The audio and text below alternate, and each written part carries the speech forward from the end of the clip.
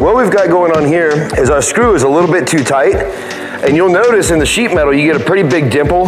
You know, small dimples are okay, like this guy's got just a little bit of a dimple. You do have a 10M foam blanket underneath this, so it allows for a little bit of compression. And also here, you want to make sure they're not too loose. But in this case, what I'm going to do is I'm going to loosen that up just a little bit. You'll see that it removes that dimple in the sheet metal, and we won't have any issue. Looks like I've got a good seal all the way around it. Now also, you want to be careful here because you don't want your screws too loose. If that screw is too loose, then it's going to leak and it's not going to make a proper seal.